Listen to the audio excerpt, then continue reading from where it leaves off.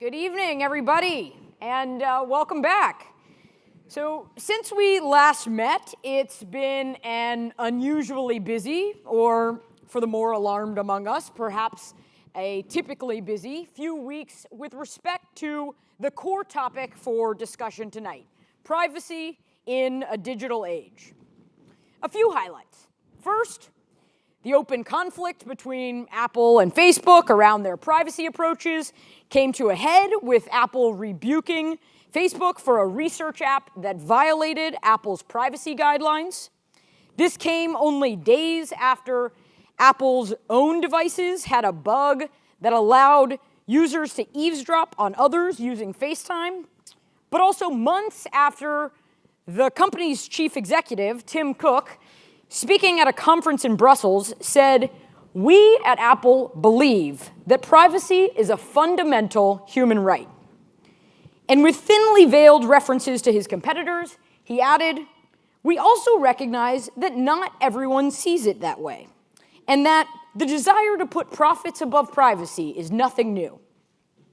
Second, in a unanimous ruling, the Illinois Supreme Court concluded last week that if companies collect people's biometric data, which is things like their fingerprints or their retina scans or their facial geometry, without opt-in consent, they can be sued for damages even without proof of concrete injuries.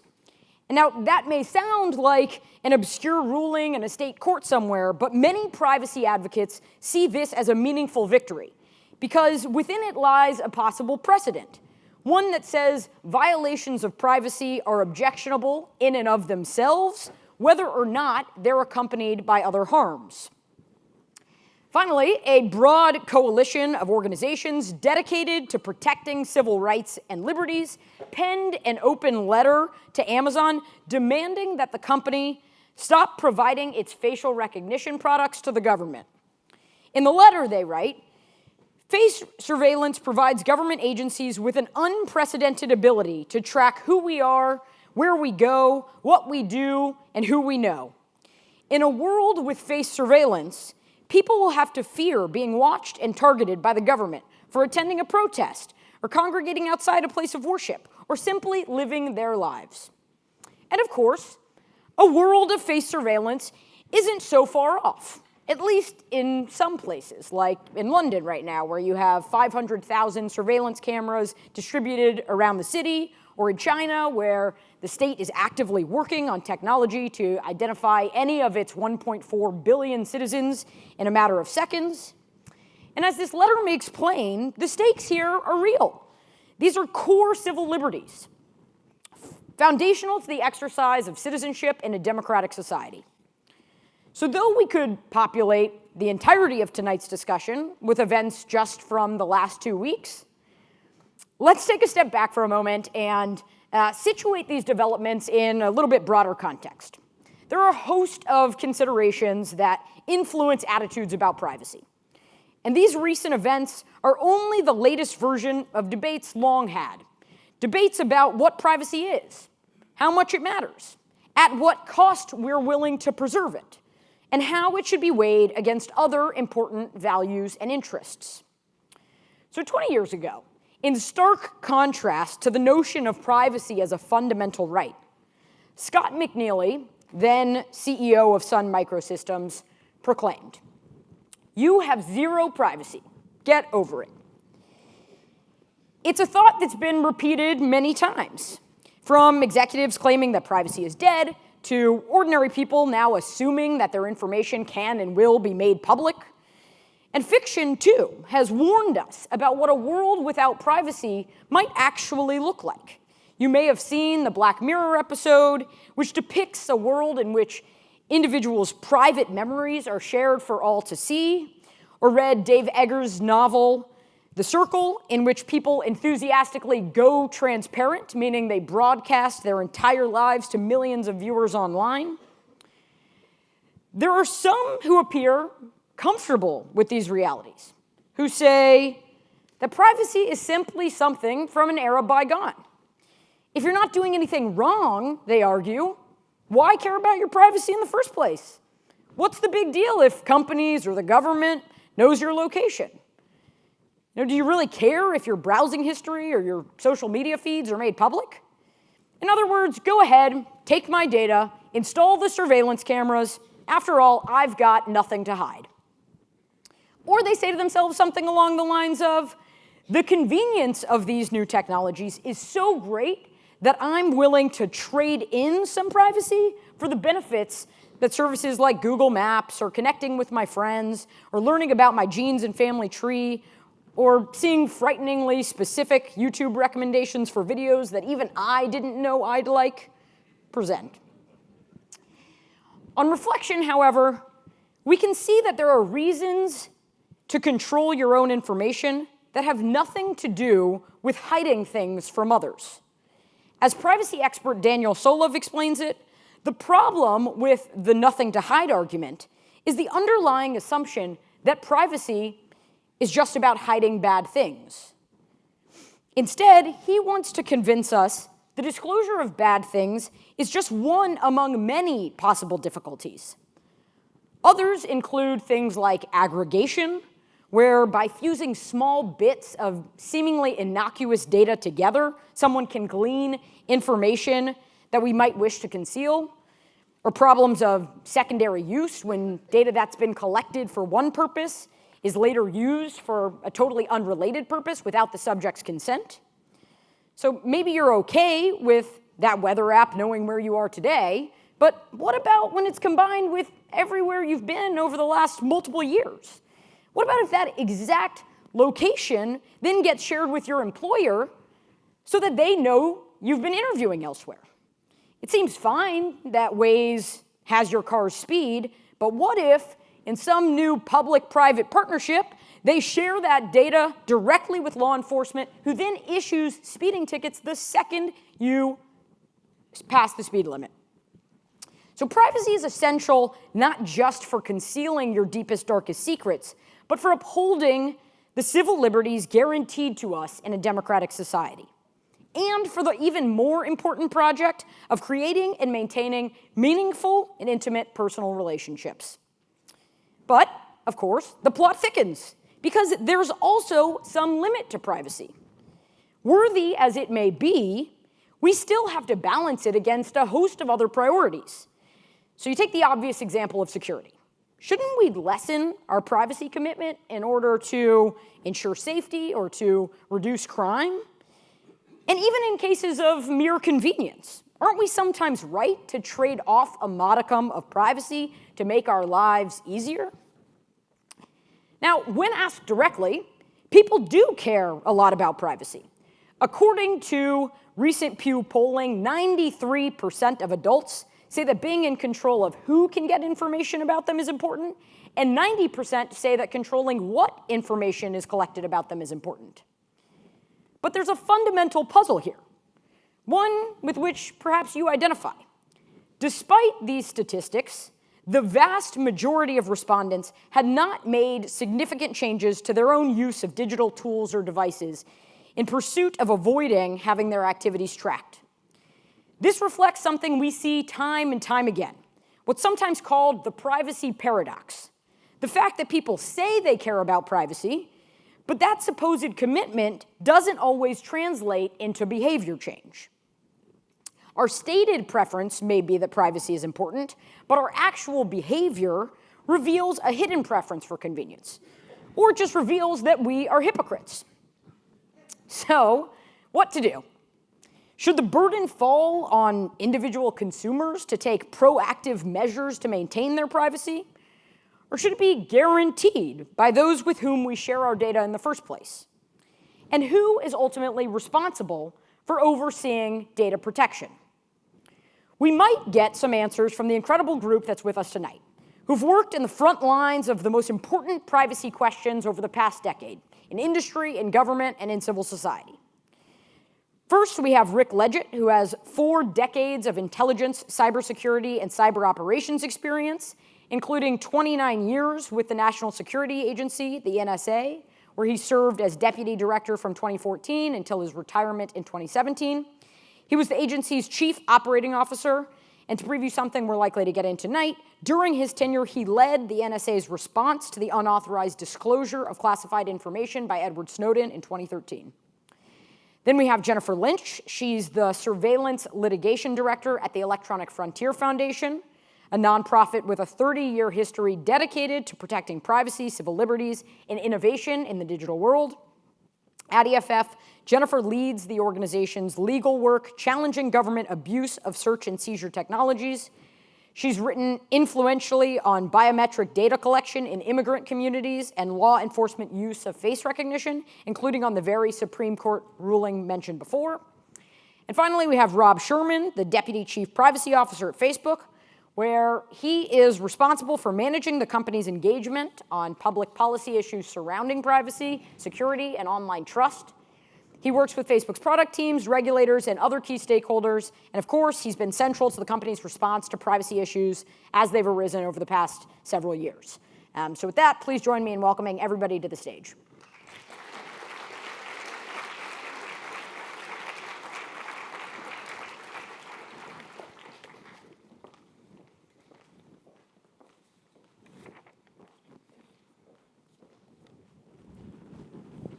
All right, I'm going to kick us off as everyone gets seated here.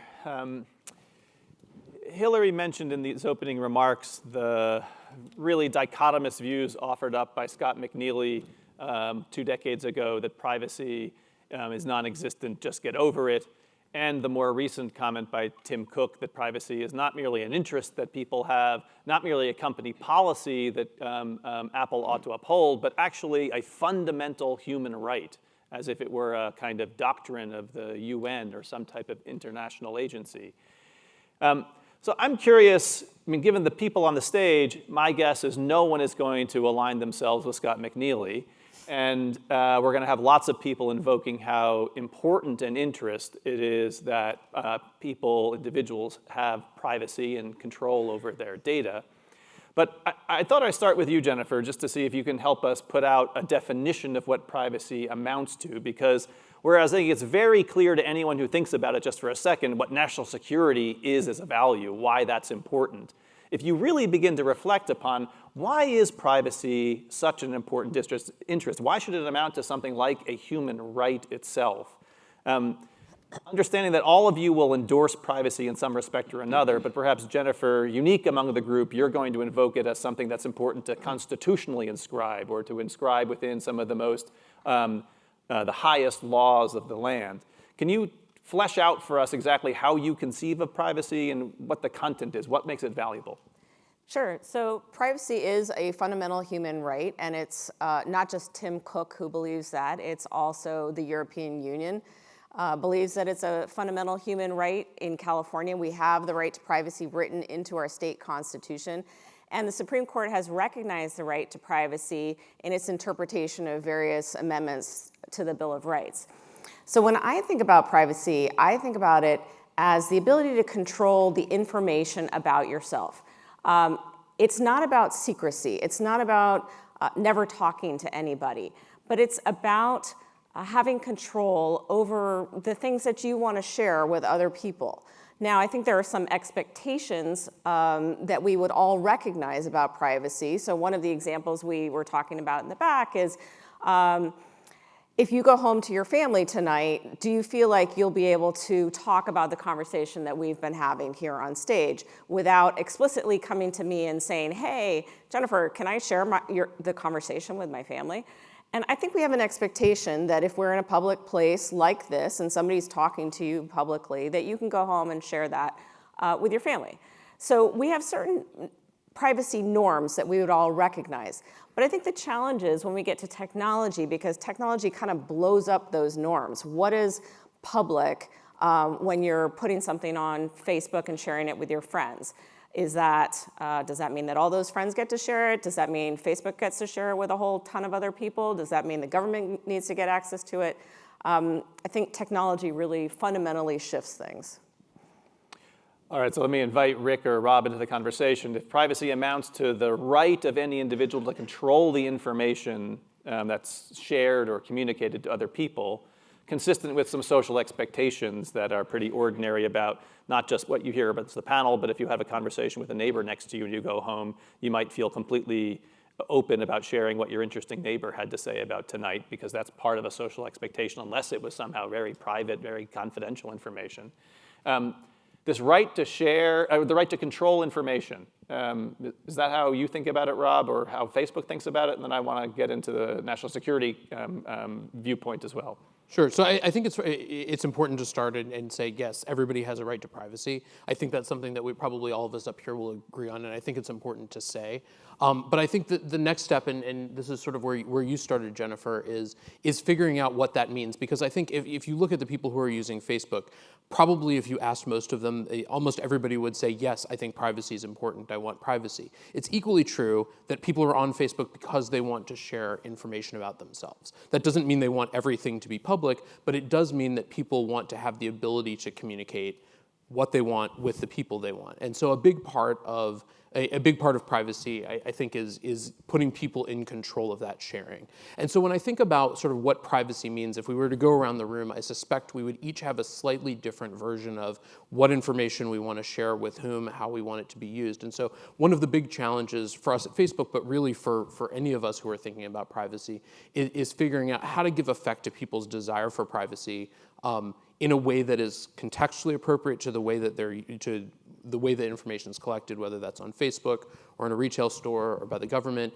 and also in a way that's right for what each individual person wants. And I hope we'll get into the opportunity to talk a little bit more about that tonight. But I think at a highest level, a lot of privacy is being able to choose what you're sharing and with whom, but then there are a bunch of different rights below the surface there that we should also think about. It's knowing who has information about you, knowing what information they're collecting and how they're using it, being able to control that.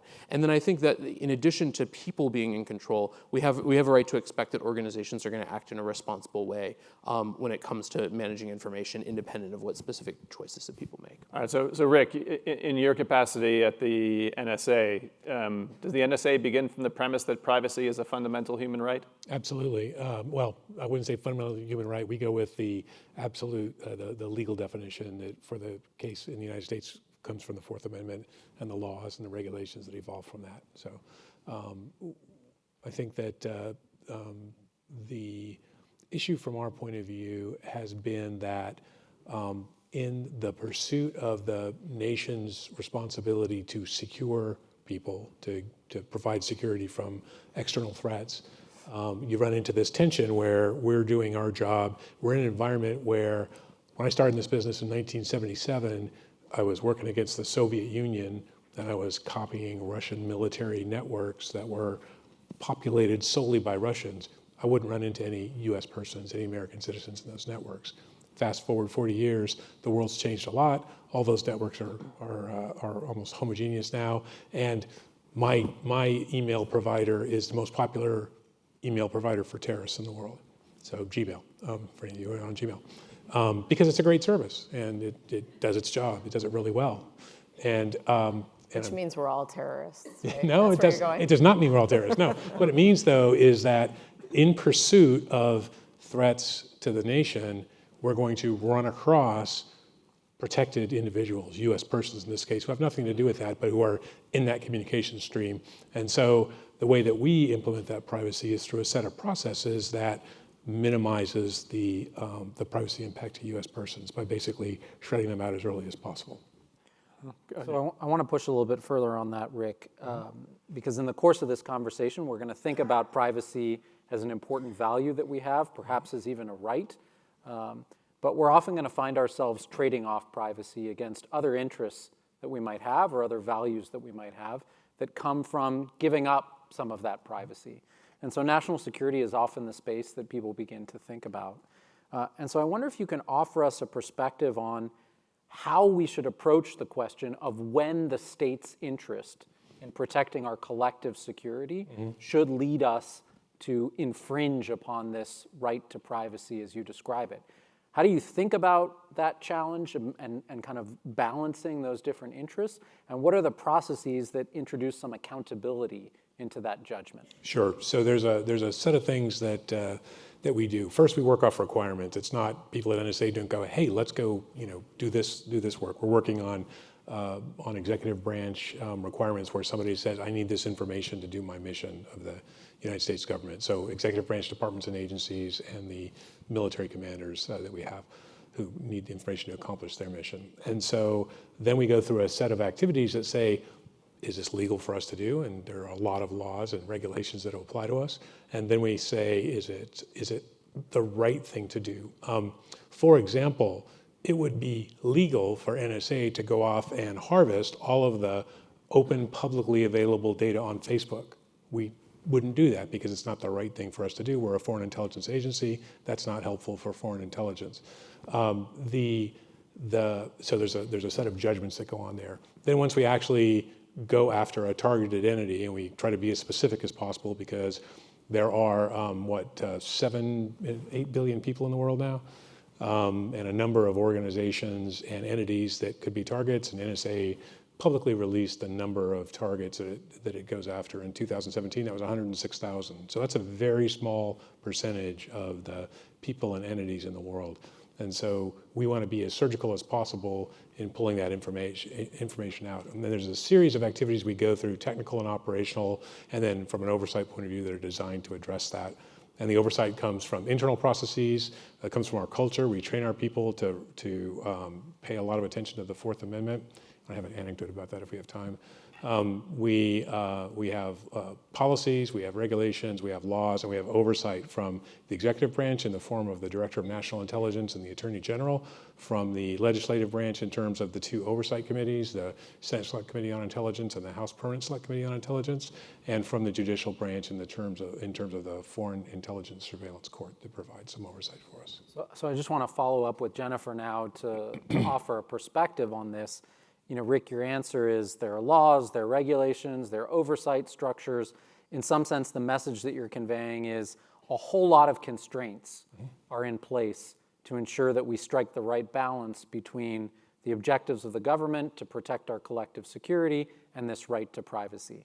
Jennifer, how's that system working? Well, I think that the national security context is only one aspect of how the government gets access to our information. And other than some mass surveillance programs that the NSA has been involved with, the NSA's work doesn't impact most of us. What does impact most of us are criminal laws that law enforcement agencies all over the country are trying to enforce. And that's where we sort of see a different level of oversight and control, where not every law enforcement officer is trained in the Fourth Amendment. We sort of hope that they are, but they aren't necessarily. And so there are requirements on how law enforcement officers get access to our data, but sometimes those requirements are not fully enforced just through issues in our justice system, the fact that judges are overworked and don't have the time to scrutinize warrant applications the way that we would like them to scrutinize them. The fact that what allows a law enforcement officer to get a warrant is a relatively low standard. It's not that difficult if a law enforcement officer can show that it is more likely than not that they may find evidence of criminal activity if they search this house or this phone or this Facebook account. It's pretty easy to get access to that. So I do worry a little bit about whether we have enough oversight and enough restrictions in place on access to our data, especially as data is becoming so much more robust. There is so much more that one law enforcement officer can learn about us if they just get a warrant to search our cell phone. Our cell phones now contain our entire lives. They contain our bank records, everywhere we've driven, everybody we've communicated with, every movie we've ever watched. And if it just takes a warrant to get access to all of that information, is that really enough? So I want to jump in here and take us, building on these questions about oversight and just the vast amount of data that different collectors have on us, but also picking up on something that, Rob, you said in your opening comments, which is that we should have different expectations about what we could learn about the information that's been collected about us, and then an expectation that those who have collected our data are using it in responsible ways.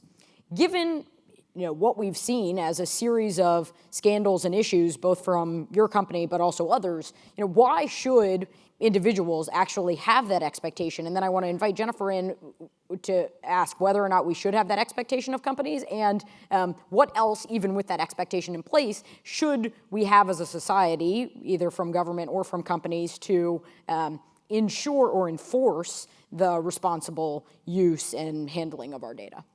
Sure.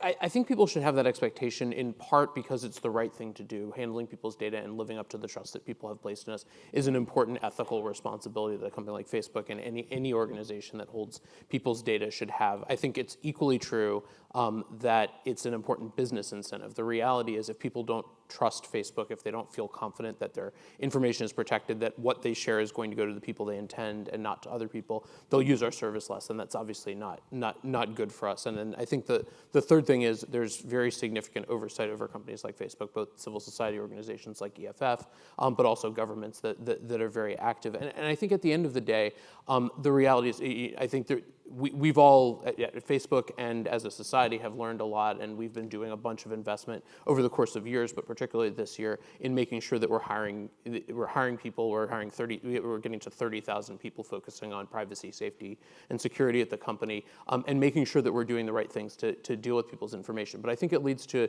this broader conversation, which we've started to have here, which is what are the right expectations to have? So some of these are answers that we have already. So at Facebook, we have a privacy process that any new product that uses data goes through, where we're making these judgments about how we should be handling people's information. What is the goal? What's the positive benefit of the thing we're building? How could it be misused? How do we make sure that that we guard against those, and that we have that ongoing discussion? And so I think part of it, you talked a little bit about process, but part of it is really having that conversation both internally, and increasingly we're having it with governments, with experts outside the company, and really trying to think broadly. I think if there's one thing that we should all take away from the past year is there are people who are intent on using systems that we build in ways that we might not intend, and that might not be good. And a big part of where we need to invest, again, at Facebook, but as a society, is in identifying those and working to guard against those bad uses. And I think also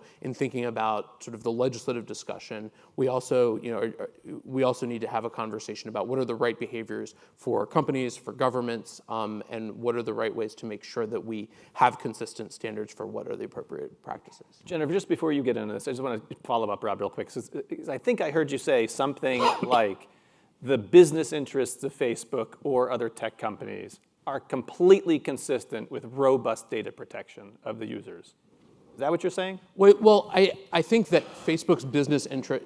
I think that Facebook's business interest is in part to make sure that people feel comfortable using our service, and if they don't, then they won't continue to use it. I do think that there can be a tension between monetization and other values, but I don't think we should assume that that has to be the case. It is absolutely more work to make sure that we are building our products in a way that is responsible and that protects people's privacy and builds a business, but I think it's absolutely the case that we can do that. Just one more pass at this, because an outsider, my role here is not as a technologist, as a philosopher, an outsider's view about the role of many tech companies in Silicon Valley, but more broadly, is that they're premised on a sort of approach of data maximalism.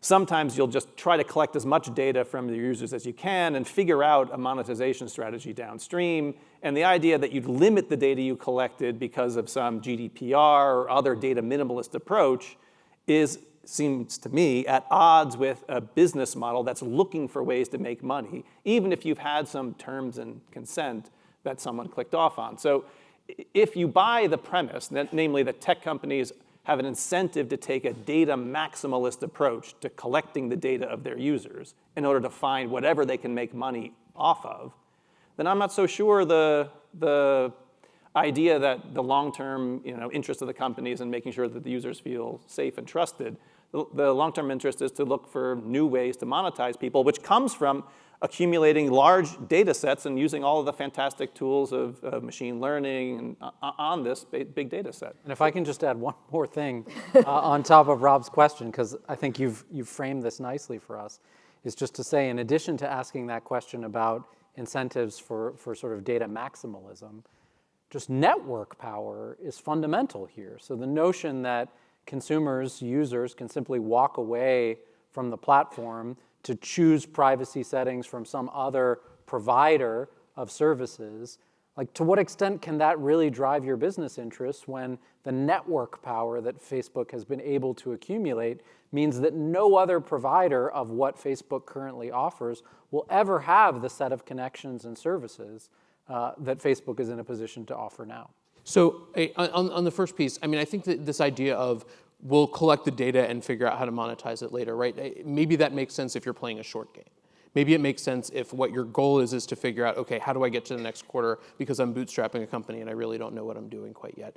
I think for a company like Facebook, or I would suspect for any large technology company, if you are in it for the long haul, if you want to be here 10 years from now, then you really need to have a business model that is based on trust and that is based on people being willing to use your service and wanting to use your service over a long period. And you don't do that by taking the approach that you're talking about. And so I think what that means in practice is that we need to have a business model that's straightforward, that's explainable, and I think in large part for Facebook, that is people choose to use our services so that they can connect with the people and businesses and organizations that they care about. We show ads on Facebook in order to monetize that service, and we work to use the information that people have shared with us to show ads that are more likely to be relevant and useful to them rather than not. And so it's pretty straightforward, and I think that doesn't require us to sort of be casting about to figure out how we monetize. Now, obviously, again, as I said before, that requires us to be thoughtful about how we're doing it. It requires us to make the right choices, and particularly to be transparent and put people in control, to Jennifer's earlier point. So explaining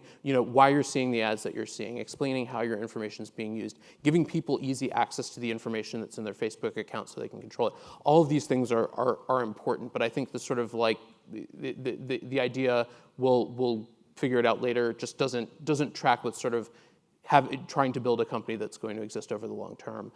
And I think you mentioned also GDPR, but clearly there are legal requirements also that would make that kind of a strategy not especially a winning one. Yeah. Jennifer, let's make sure you have a chance to get into this. I don't know what of the question you might want to respond to, but I'm wondering if you have a view about whether Facebook has earned its users' trust on these privacy settings. Yeah, well, I think probably the audience can respond to that. But I think getting to your point about network effects is a real issue here, because what are my choices if I don't want to use Facebook anymore, but my aunt who lives all the way across the country is posting tons of things on Facebook. I can't see that unless I am on Facebook. And what are the alternatives to Facebook? There aren't any right now. There's Snapchat. Instagram's not an alternative because Facebook owns Instagram now. The way that we communicate with people has become controlled by a very small number of platforms.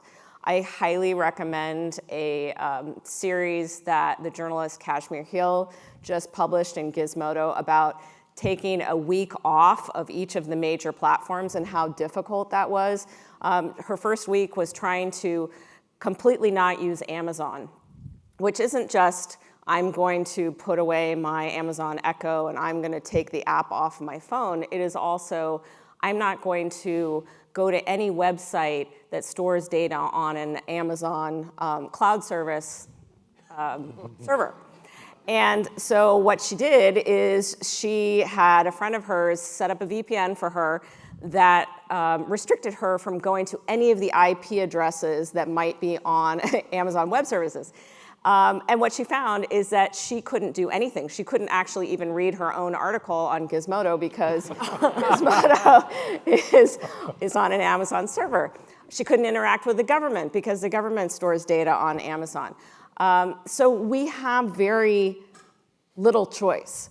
And if people are not playing with their Facebook privacy settings, I don't think it's because they don't care about privacy. I think it's because they don't have a lot of choice. Maybe they have a lot of choice on individual settings on Facebook, but they don't have much choice about Facebook collecting their data.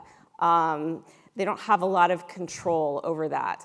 And I wanted to get to something else you said about, it's pretty straightforward. The business model is pretty straightforward. We sell ads, we place ads, we think that you should have more relevant ads. All that should be clear. And yet, it's not even clear to me, and I do this for, sorry for the mic, I do this for a living. You know, it's not clear to me how to download my data easily off of Facebook. It's not clear to me how to turn off some of the tracking that happens. I mean, believe me, I shut down as much as I possibly can, and yet I'll still get a, what is the Facebook acronym for the person you may know? I can't remember, the suggestion. People you may know. People you may know. I'll still get that suggestion and think, God, how did they know?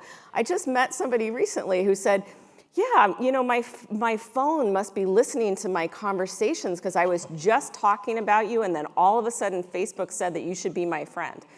And I said, well, first of all, your phone is not generally listening to you, but second of all, did you look me up on LinkedIn? And she said, yeah. And I said, well, that's because Facebook is tracking you on LinkedIn and noticed that you looked at my profile on LinkedIn and then suggested that you might want to be friends with me when you went to Facebook. But it means that you're getting some odd suggestions sometimes, you know, and maybe you can extrapolate some interesting information about that. The fact that I'm posed as a person that she may know, maybe she's going to be like that for me, but I didn't know that she looked me up on LinkedIn, you know?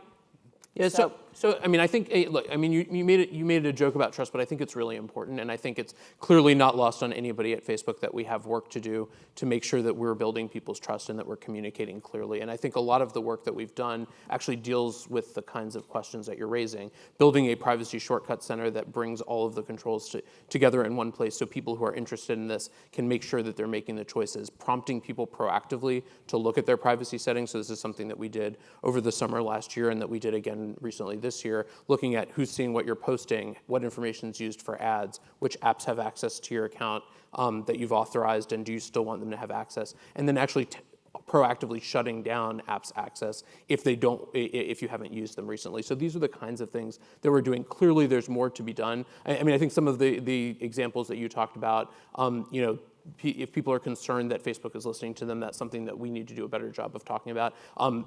Looking at people on LinkedIn is not something that causes you to get people you may know suggestions and say, sounds like that's something else that we need to do a better job of talking about. And I think increasingly, you know, part of the work that we need to do on trust particularly, and again, I think this is true for Facebook, but it's true more broadly, is making thoughtful decisions and making sure we're being responsible with people's data. And I think equally it's important to be communicating how we're doing so people understand the answers to these questions.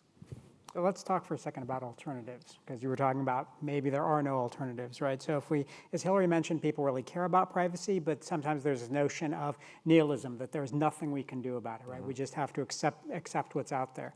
So if we think about alternatives, you know, what can the individual actually do? I mean, there's trying to control privacy settings or not use the platform at all or not use anything that's an external data source, which seems like a non-starter. There's potentially voting in elections to try to actually modify policy, which seems like that's a very far removed process.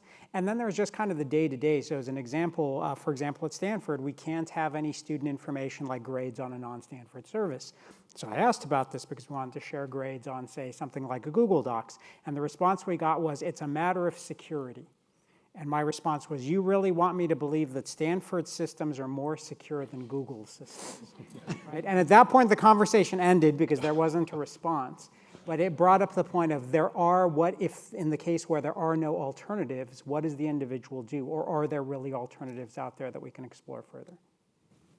I'll leave that to all of you from different standpoints of government and private industry. So there's a Russian version of Facebook called vContact, but then you're just trading the Russian government having access to all your information as opposed to Facebook. And their privacy controls are not as good as Facebook's. I mean, I think there are, people use Facebook for a reason. Ideally, we're providing a valuable service for people and helping them to connect with people and organizations that they care about. There are other options, and I think it's something candidly that we think about every day, that there are other options people can, I mean, you've talked about Snap, Twitter, there are other social networks. People can use email, people can use SMS. There are lots of ways to communicate in different ways, and people have choices, not just am I on Facebook or not on Facebook, but also how much am I using these various services. And that's very meaningful to us, both from a business perspective and because we want to have people's trust, but we want to be valuable to people. And so I think it's a little bit simplistic to say there's no options, but certainly the fact that a lot of people choose to use Facebook means we have a responsibility to live up to that trust. So I was joking, Rick and I were colleagues in the Obama administration and spent a lot of time in the basement of the White House grappling with a wide variety of issues. And I was joking with him backstage that this must be like the honeymoon for the NSA because all of the focus is on the private platforms and their misuse of personal data. So I want to take you back to a nightmarish period in your life for a moment. You're retired, and so and think about the Snowden revelations and the disclosures that happen around there. And I want you to, one, offer a perspective on why is it that so many people see Snowden as a hero, right? That his act of whistleblowing, as many people have referred to it, brought to light some sort of misbehavior and misdeeds on the part of government for which governmental institutions need to be held accountable. So the first is, why do people see him as a hero? And then the second is, from your perspective, what are the biggest misconceptions that the conversations about Snowden and the revelations have generated in the minds of the public about the role of government as it relates to people's private data? Sure. You know how to push all my buttons, don't you? As Jeremy said, I have made the transition, although clearly I'm still dressing in DC casual, so which of these doesn't look like the others?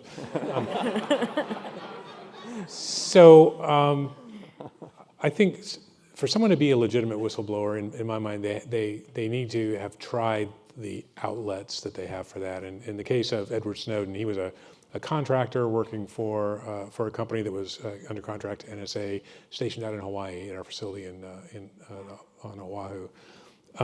He didn't use his company process. He didn't use the Hawaii process. He didn't use the Department of Defense Inspector General process. He didn't use the NSA Inspector General process. He didn't use the Department of the Navy Inspector General, which was the host for the facility he was at. He didn't use either of the intelligence oversight committees. And he didn't use the DNI process. He didn't do any of those things. And so to my mind, that makes him a leaker, not a whistleblower. And there's been some what I call revisionist history over time in his story about what he did and why he did it. And so I know this sounds ridiculous, but there's actually still an ongoing investigation until he finally comes back to the States, or they just drop it because he becomes not of interest, and I can't see that happening for a very long time. So I think the big thing for Snowden, he didn't understand what it was that he was giving to the three reporters that he gave it to, and that then propagated through the journalists, different journalism channels. And the reporters didn't understand either because it's really complicated. Some stuff, like at the earlier session, we talked about the Section 215, the part of the Patriot Act that led to the what we call the telephone metadata program, where the Foreign Intelligence Surveillance Court required telephone companies to provide telephone metadata being calling number, called number, date, time, and duration of call on all telephone numbers or all telephone calls to the United States, from the United States, and within the United States. That's an odd thing for a foreign intelligence agency to have. And the reason was there's Khalid al-Mihdhar was one of the 9/11 hijackers. He was in San Diego. He made a phone call to an al-Qaeda safe house in Yemen. NSA collected that call, but we collected it in a place where the calling number wasn't part of it, so we didn't know he was in the United States. So that whole thing was designed to address that particular edge case, and quite frankly, we were not fans of that. It was something that we were directed to do.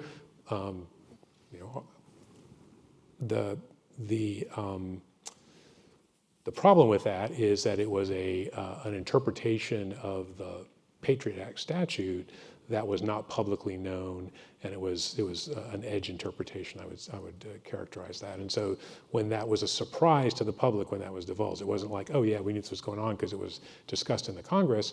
It was discussed with Congress, but it was in classified channels. There was no public addressing of it. And so in my mind, that was a mistake that we made, and that's why I'm a fan of the transparency things that President Obama directed starting in January 2014, where novel interpretations of law are required to be disclosed to the public. I think the number I saw recently was half a dozen or so. I can't remember. So, right, it's not a huge number, but there aren't that.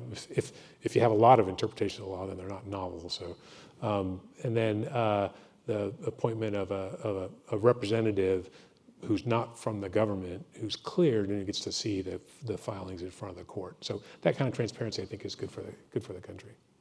All right, Answer questions? Let's stick with the NSA's perspective here, and your introductory remarks, Rick, put obviously and appropriately national security, collective security at the center of what the NSA is about.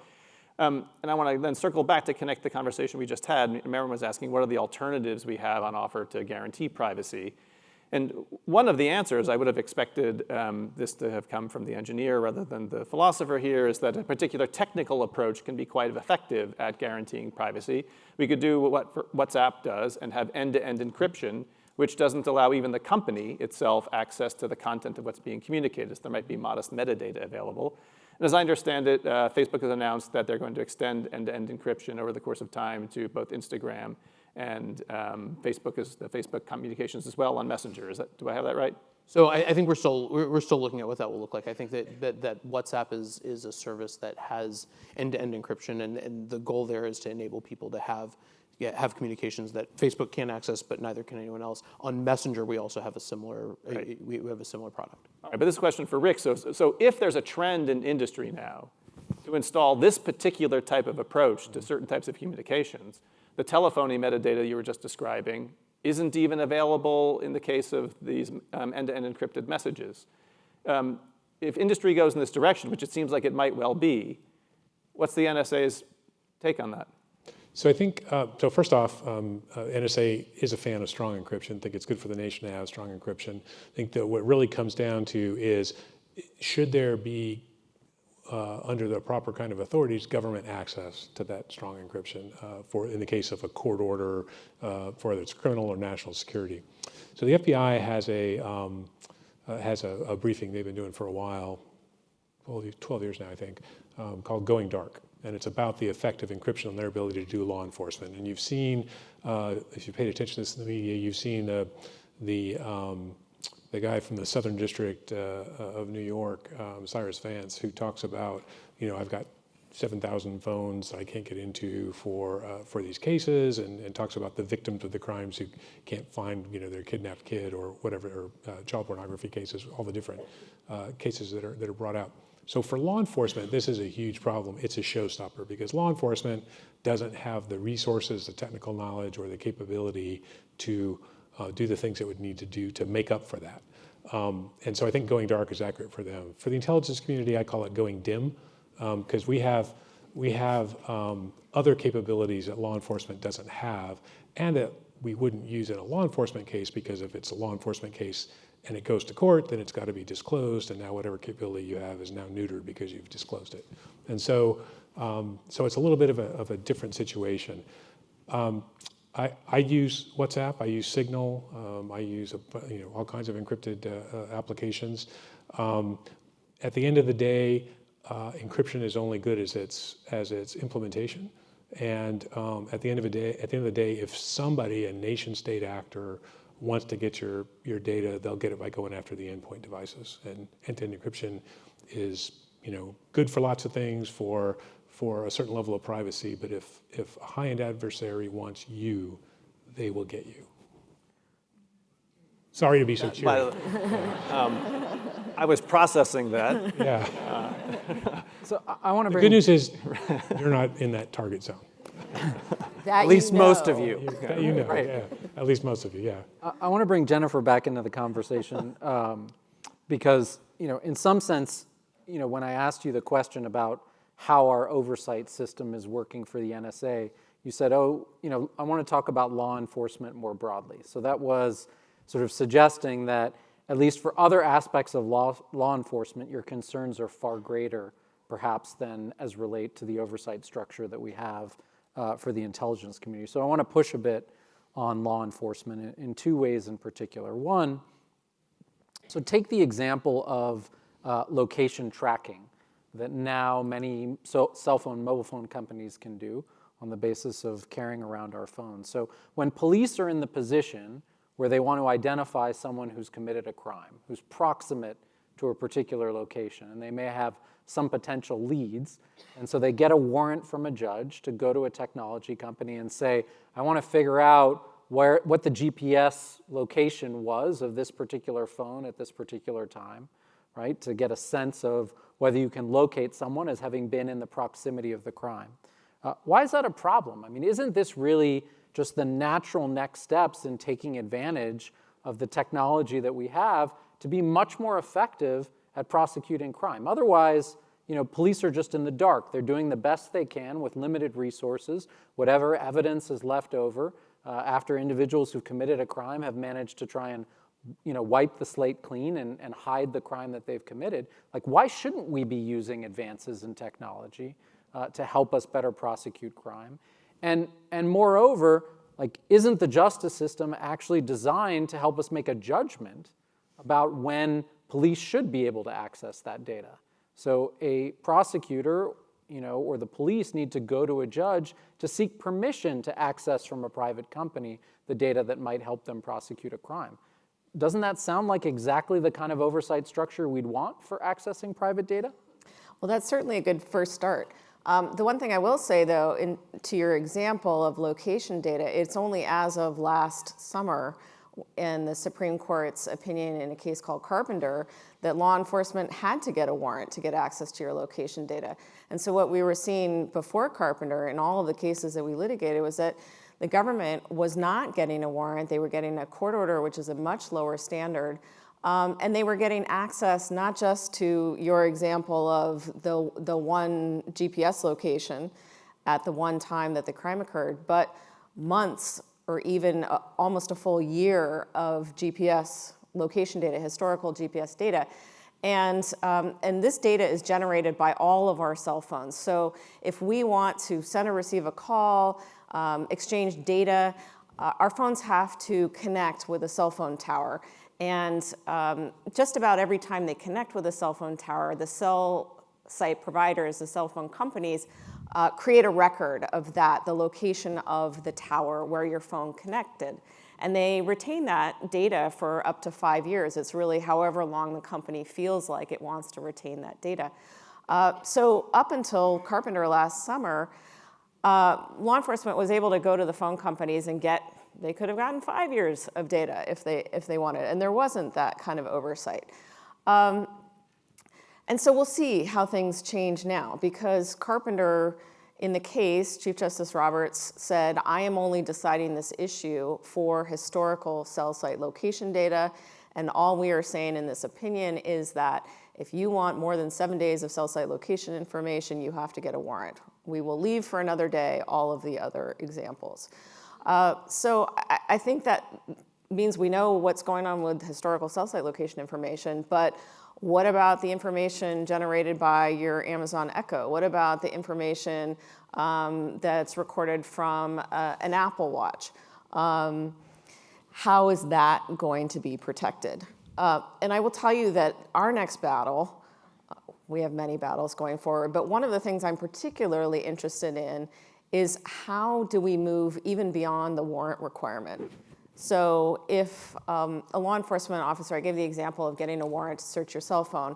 That was another case, a case called Riley from 2014, where the Supreme Court held that incident to an arrest, law enforcement can't search your cell phone. They need to get a warrant for that. So how do we place further restrictions so that law enforcement is, through the warrant requirement, getting the warrant, is getting the information that they need to solve the crime, but they're not getting all the other information about our lives. They're getting the one data point of where the robbery occurred. They're not getting every other phone that communicated with Google or that communicated with a cell tower within a 5-mile radius within 2 hours of when that crime occurred, because that's calling in a lot of data that is completely unrelated to the crime, and it's data on innocent people who had nothing to do with criminal activity, who shouldn't be at risk of having their data collected by the government. So it looks like we're entering kind of a brave new world of data gathering, right? And at least with GPS data, as disturbing as that may be, there's some plausible deniability. Like this portion of time someone else had my phone, I tied it to my dog, whatever the case it was. But now we're entering this era of facial recognition, right, where it's harder to say, well, someone else was borrowing my face that day. We readily make that available, data available, say, through online platforms and their surveillance cameras. San Francisco just had a decision where they want to ban the use of facial recognition. So is there a greater burden in some sense for organizations? Let's start with public or private organizations, Rob, in terms of that kind of biometric data like face data. Sure. So I think anytime we're collecting information of any type from people, we have to be thoughtful about what information we're collecting and how it might be used. And we particularly pay attention to that in the case of data that might be sensitive, including face recognition data. I think that's really important. And so we've taken a bunch of steps when it comes to this to make sure that we're being responsible. And I think the first is limiting the way that we use the technology. So for example, the primary way that we use face recognition technology is for a feature called tag suggestions, which basically means if you're uploading a photo that has let's say you're uploading an album of photos that have your friends in them, it will suggest, hey, you might want to tag your friends in this photo. That lets your friends know about the photo so they're, one, aware that it's up and they can interact with it or let you know if they have concerns about it. But the way that our face recognition technology works is when we give suggestions, it's only for people that you're already connected with and that you would actually know who they were to begin with. We recently rolled out, in response to some feedback, some additional uses of face recognition technology, again, all targeted to sort of improving people's experience on Facebook and empowering them, like letting people find out if a photo's been posted of them that they haven't been tagged in, or helping people understand if somebody's created a fake account that masquerades as them. Those kinds of things can use face recognition technology. But I think being very thoughtful and not doing things like licensing that technology to the government or not allowing it to be used in ways that are more expansive is an important part of this. Another important part of it is being clear with people about what's going on. So I think it's been 3 or 4 times now that we've gone to people and have let them know about face recognition features on Facebook. And the third is making it easy for people to choose if they don't want to participate. And so on Facebook, you can turn off face recognition anytime you want, and that actually deletes the underlying data that we use to power that functionality. Now, that's an example of how we do this on Facebook, but I think the broader principle that you're raising is an important one, is anytime we're collecting information, we should be thinking, any organization should be thinking about whether it's sensitive to people, whether there are ways that it can be misused, and then building in terms of the way the technology is implemented protections to make sure that we're guarding against those kinds of misuse. So in the last 2 interactions, we heard 2 different places where some of these genuinely new questions that new types of data are raising are being sorted out. So we heard the story of, in the Supreme Court, we have cases like Carpenter where you're figuring out genuinely new things about GPS or location data. And then in the story of facial recognition or biometric data, companies within themselves are trying to figure out, what should we do? How should we handle this? What must we communicate? In some societies, it's not just in the courts or with internal to companies where these conversations are being had, but it's on the legislative stage, right? It is to say, what is the policy and the comprehensive regulation that is going to make it so there are some additional constraints in the other actors that are trying to figure out these questions. We've heard some mentions already tonight of the GDPR. For those of you who don't know, that is this comprehensive data protection regulation that was passed and rolled out in the EU in May of 2018. And we've seen some states taking on bills around biometric data, or some states like California being forward-leaning about what are the data protection and regulation measures we might want to see, but why has there been no federal attention to data protection regulation, and are there interesting things afoot that make you have confidence that maybe the U.S. is going to finally have some federal legislation around these questions? This is directed at me. You can start, and then whoever can. Sure, it's not You go me. first. Are you sure? Go for it. I think there is a lot of movement at the federal level about legislation and a lot of different proposals of what a federal privacy law might look like. There's a lot of disagreement over what should go in a federal privacy law, and there was disagreement even at the state level.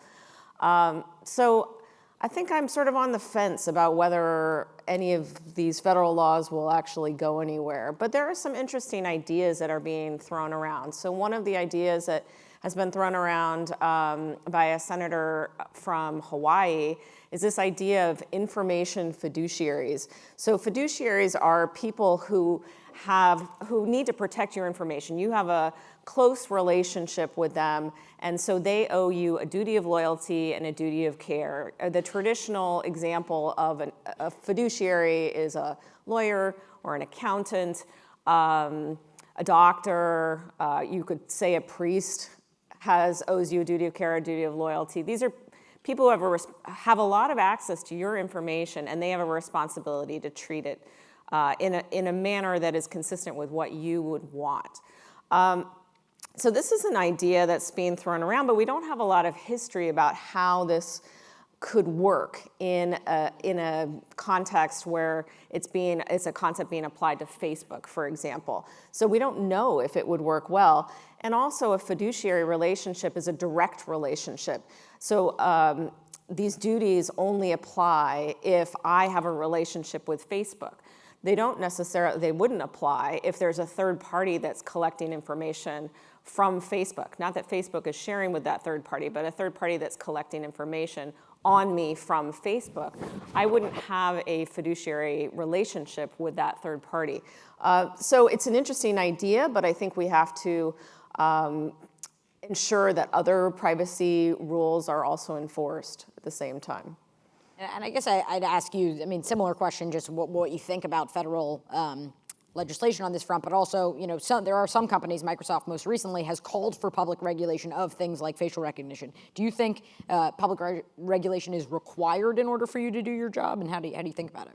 So I don't think it's required, but I think it's important. And I think it's important for the broader privacy conversation that we're having, in part because, and I think in part because of the issue that Jennifer's raising, which is there's a lot of agreement that there should be privacy protections and that organizations that hold people's information should act responsibly. But and I think the contribution of this idea of companies having a responsibility to the people they serve resonates a lot with me. That's sort of how I feel about the job that I do, but I think more broadly that's sort of the right lens to be thinking about it. But I think the challenge comes in figuring out what does that actually mean day to day? What do we expect companies to do? And I think the GDPR in Europe and the CCPA here in California are really good starting points for that discussion. And they have concepts like, people have certain rights over their information. They have the right to know who holds it. They have the right to see the information. They have the right to ask for it to be removed if they don't want to have it there, these kinds of things. Under the CCPA, people have a right to know if their information is being sold. Facebook doesn't sell people's information, but there are companies that do. And people have the right to know if their information is being sold, and they have the right to say that they don't want companies to sell their information. So these kinds of things are important and are important parts of what's going on. And I think at the federal level, one of the things that is a contribution that can be made there is creating a high, consistent set of obligations for anybody that's collecting data and that's operating in the United States. And I think that's really valuable. In terms of sort of what's next and what the prospects are, there is a lot of broad interest in privacy. Certainly on the Hill in the conversations that we're having, but I think among people generally, more than at any time in my career, people are really focused on privacy and wanting to understand how their information is being used and make choices about that. And I think that's really positive, and it translates to the policy discussion. I just want to ask one quick follow-up to this to see if we can get to a finer point on it. Jennifer, what do you want in privacy legislation at the federal level that Rob does not? I want the ability to sue Rob. I mean, I'm making a joke about it, but I think that a private right of action, a right for a citizen to bring an action against a company, is one of the most important things that we can have in any piece of legislation going forward. And I give 2 examples. So up until very, very recently, there were only 2 states in the United States that had any kind of biometric, any kind of privacy laws related to biometric data collection. You had Illinois and you had Texas. Illinois has a private right of action, allows any citizen in the state of Illinois to bring a lawsuit against a company that violates this biometric law that Hillary mentioned at the very beginning. In Texas, the only person who can enforce the law is the Attorney General of the state. Have we seen any lawsuits in Illinois? Yes, we have seen a ton of lawsuits. One case just went up to the Supreme Court in Illinois, and the court upheld the ability of somebody's right to sue a company and get damages purely for the company violating the statute. They didn't have to show any other harm, as Hillary mentioned. In Texas, there have been no lawsuits, to my knowledge. The Attorney General has brought no action. And so that's what worries me, is that we will pass a privacy law at the federal level or even at the state level. Right here in California, we passed what people are calling the best privacy law of any state so far. But it doesn't have a private right of action unless there is a breach of your data. And that's a very narrowly defined subset of a privacy harm. And what the California law does do is that it puts a huge burden on the Attorney General in California to interpret the law and to issue opinions on the law. And so the Attorney General's office has hired 50 to 100 new lawyers just to deal with the demand that's going to happen when the law goes into effect. But, you know, the plaintiff's bar would love to bring some lawsuits on this. And sometimes they are the best people to protect our rights. Let me try and push yet one step further, because I want to make the conversation a little bit less abstract about the possibility of harms and the right to bring a lawsuit, and let's just focus for the moment on facial recognition and that technology. So this is an increasingly powerful technology. Some Facebook engineer has explained that the power of Facebook's facial recognition is on a par with human recognition of faces. There's something in the neighborhood of 300 million images uploaded to Facebook every day. That's a training set that's unparalleled. So the power there is extraordinary. Now, you described all types of internal controls and privacy protections. But as Hillary mentioned, the legislative stage here is really important, in part because Brad Smith, the leader at Microsoft, which also has a facial recognition tool, as does Amazon. And Jennifer, you've been in public complaining in various ways about Amazon's facial recognition tool. That when those are sold to other places, they can be put to rather astonishing uses. So imagine a not entirely hypothetical case that Amazon or Microsoft offers up its facial recognition technology to local law enforcement purposes. And the law enforcement says, we want a contract for this facial recognition to install it on the police body cams. And you could say, just for the purpose of having real-time facial recognition for people on terrorist watch lists.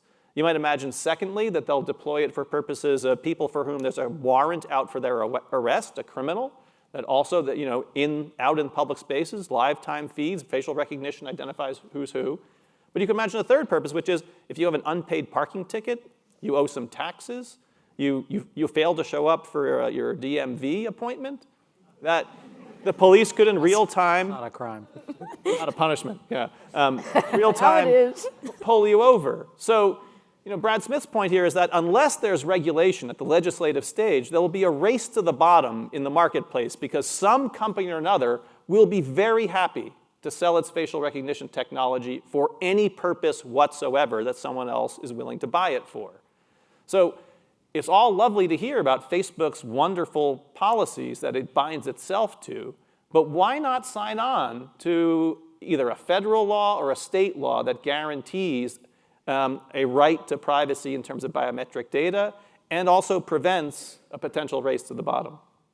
So two things. One, I mean, it's hard for me to answer the first part of your question because Facebook has decided not to license our face recognition technology to the government, and so it's a little bit abstract. On the broader thing, I think that, I mean, our CEO has been very supportive of the idea of federal privacy legislation, and I think this clearly needs to be a part of the discussion. I think it's important for us to have a holistic discussion about what are the ways to protect privacy in general, because we have sectoral privacy laws in different areas, and the thing so we have like a health privacy law and a financial privacy law and an education privacy law, and I think the thing that's missing is sort of this comprehensive privacy law. Are you in favor of biometric privacy laws at state levels? So I mean, I think there are biometric laws at the state level, and we've been a part of a lot of discussions about them.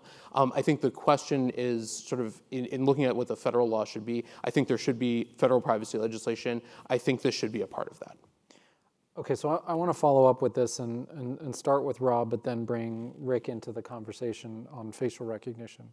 So it sounds like you've made this very principled decision not to license your facial recognition technology to the government of the country in which Facebook operates, the government that is responsible for preserving the public safety of Facebook employees who live in the United States. So one of the members of this class wrote in with this scenario. Imagine this: terrorists have exposed themselves to smallpox, and they're headed to the United States. Should there be any limits on how we use facial recognition to address this threat? So if Rob is right, that you have 300 million photos a day that are uploaded, probably more photos in your sort of data banks than any other organization or institution in the world, which means you can build the most powerful facial recognition technology known to man or woman or Earth, how is it that you can decide not to license that technology and make it available for the preservation of public safety?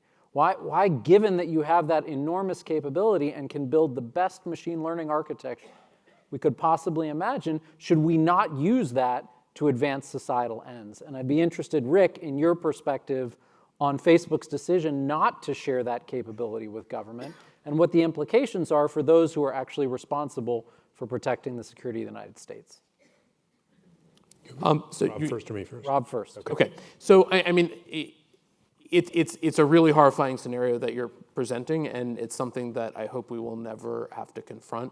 I think given where the technology is right now, it's more of a theoretical question than not. Facebook's facial recognition technology, in contrast to some others that have been built for law enforcement use, are really built to enable you to identify your friends from among the photos that you publish. So so our technology is not built to do the kind of thing that you're talking about, to say there's one person that we're looking for and we want to find them from amongst the entire the entire population. And so I don't think that the technology that we build would be well suited for that application. That said, I know that there are technologies that are built for law enforcement to be able to do those sorts of things. And I think it becomes a question for the FBI or other law enforcement agencies about how they want to deploy that and how they can do it.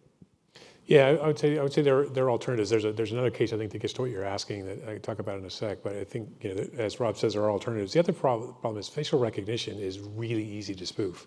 All the algorithms are designed to work in a benign environment, and there's a lot of research going on right now in adversarial AI with facial recognition. And I was at MITRE last week, and we got a briefing from one of the researchers there who took pictures of the CEO.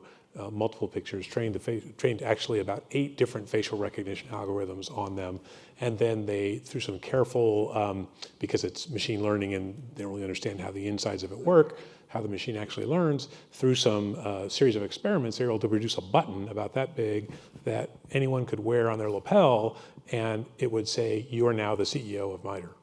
Man, woman, child, goat, didn't matter. You're the CEO of MITRE because it fooled the machine learning algorithm. So they're very vulnerable to that kind of work. So they have to be really careful in how that's used, especially in policing and national security purposes. You can't just accept, yeah, that's really who that was.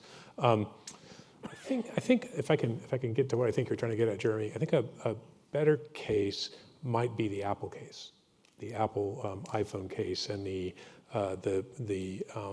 decision by Apple, as expressed by Tim Cook, to I'm going to decide that I'm not going to help with the San Bernardino case. That's a case where I think plays to the points you were talking about, where the state's obligation to protect its citizens ran into the corporate decision that this is it. And there was an alternative that developed over time, but at the time, at the beginning, there were no alternatives. I think that's something.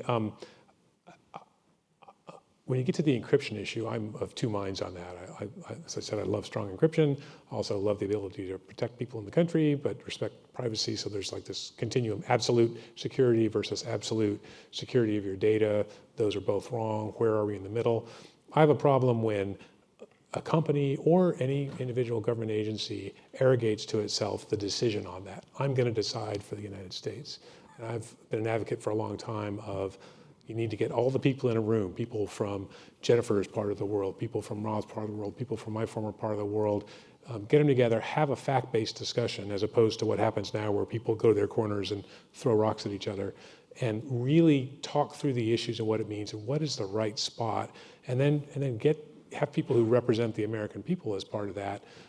Could be Congress, could be other groups, and then you say, here's where we've come to as a decision, and here's how we're going to implement that. I think that's the right approach. The people who happen to occupy the seat, whether that's the national security or the law enforcement seat or the technology seat, I don't think that's their decision to make unilaterally. So just to pull out the thread on that, you're making the argument that the decision about, say, end-to-end encryption as a sort of core feature of our communications platforms should ultimately be a decision that is made by representatives of the American people?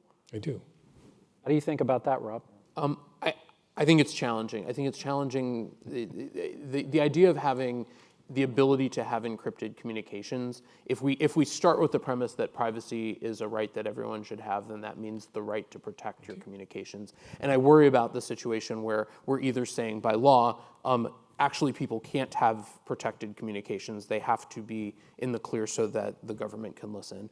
Or alternatively, that they can be encrypted, but we have to create a way that the government can listen anyway, which by extension probably means that some adversary, either another government agency or some other bad actor, or some bad actor is going to find a way to take advantage of that vulnerability as well. And so I think it's really challenging to get to a place where by law we're saying you cannot offer encrypted communications, or you cannot offer fully encrypted communications. And I think the reality here, I mean, you sort of said, you joke that Gmail is commonly used. I mean, I think for somebody the reality is that for somebody who's looking for encrypted communications, if it's the case that all of the most common, if Facebook's messaging services can't be encrypted or can be encrypted only in a way that has accessibility for the government, then individual people aren't going to be able to get the benefit of that protection, but it's also going to mean that the bad guys who know that and are looking for encryption will go elsewhere, which will eventually make it harder. But sorry, I don't want to dominate this conversation, but I got to push back a little bit, which is just to say,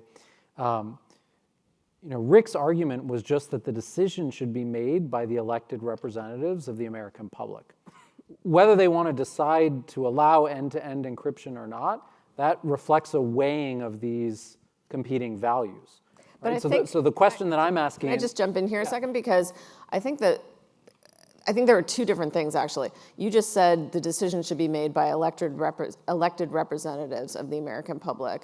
And I think, Rick, what you said is that we need to have a lot of different stakeholders as part of this debate. Yep. And I think if you just have the elected representatives, I don't know how many of you watched the grilling of... of Facebook, but our elected representatives don't understand end-to-end encryption. And so it's very easy for the FBI to go in and say, oh my God, we're going dark. We can't get access to this information. We need a backdoor. And then our elected representatives say, tech companies, you're all smart nerds. You know how to make a backdoor that'll still protect privacy. So you can't just have the elected representatives. Fair enough. And I heard Rick say stakeholders come together, try and come to some agreement on the issue, and then put it to those who in governmental roles make the law, are sort of making the laws, right? And I guess my question to Rob is not whether you think encryption is a good thing or not, but who should be making that decision. and whether it's okay for Apple and Facebook and others to make the decision on behalf of the American people, on behalf of our society, as to whether we weigh this protection of privacy through end-to-end encryption over some of these other competing interests. So I should start by saying I have a lot of respect for Congress, and actually the conversations that we've had on this with members of Congress and their staff have been very sophisticated and thoughtful. And so I appreciate that, and I think it's really important because this is sort of one of the fundamental policy issues that we need to confront. And I do think that it's important for Congress and for the government to be involved in those discussions. At the end of the day, I think it is a troubling outcome if it means that people don't have the ability to have encrypted communications if they want them. I think one of the other things that we haven't brought in here is the U.S. Constitution. So we have talked a little bit about the search and seizure provision of the Fourth Amendment, but we also have the First Amendment. The First Amendment is the First Amendment for a reason, and that is because the founding fathers of this country felt like we needed to have, our most important right was our right to speak freely. And as part of that right, we have the right to have anonymous conversations, to have private conversations with people. And that's because you can only support your First Amendment rights if you can work out your ideas without feeling like the government is watching you, everybody is watching you while you're having those conversations. You can only, I think about social movements in our country's history and the social movements that might not have existed if the government had the ability to listen in on every conversation, to track every person through facial recognition, to record every license plate. So if we go back to the Civil War and slavery, a lot of laws had to be broken to get us to a point where we no longer had slavery in this country. Now, if the government had had the ability to track people everywhere they went, we might not have, I really hope that we would have gotten beyond that, but we could have squashed that social movement before it ever got off the ground. Women's suffrage was pretty controversial in this country not that long ago. And women had to organize in secret, and they had to go do things that broke the law in public. And if the government had been able to learn about everywhere they were going to be before they went there and learn who was part of that movement, that might not have gotten off the ground. And even just within the last 10 to 20 years with the LGBTQ movement and rights for the LGBTQ communities, it was since I was in law school that sodomy was still against the law in certain states and that was upheld by courts in this country. And I think we would agree that that is not something that we want to have as a law in this country. But those movements wouldn't have gotten off the ground. We might not be at a point where we have gay marriage legal in every state in this country if we'd had the ability to watch every gay person in the country and convince them all to go to conversion therapy or force them to go to conversion therapy. So I'd just like to agree with everything that Jennifer just said and most of what Rob said. What I would like to challenge is the characterization. I'm not in favor of not having strong encryption. I'm not in favor of not having end-to-end encryption. I think those are both good things. Like I said earlier, I use those apps. I am in favor of a discussion about should the government, upon production of a warrant that shows probable cause in a criminal investigation, be able to access those encrypted communications. And so that, I think, is the discussion. And what happens a lot is there's what I call a policy argument dressed up as a technical argument. And it's the one that says you can't possibly have a back door, which is a sort of a pejorative term to start with, into these devices or this software without it being exploitable by bad guys. Mathematically, that's wrong. There's ways to show that the proof of that, and I think that the mistake would be if the decision is to do something like that. The mistake would be for the government to say, "And here's the solution." I think the correct response would be to do some kind of outcome-based thing to say to providers, "You need to do this." To the point about they'll just go somewhere else to do that, I think the comment about the network applies there. The comment that, bad guys, could go to someplace outside the United States that didn't have those laws.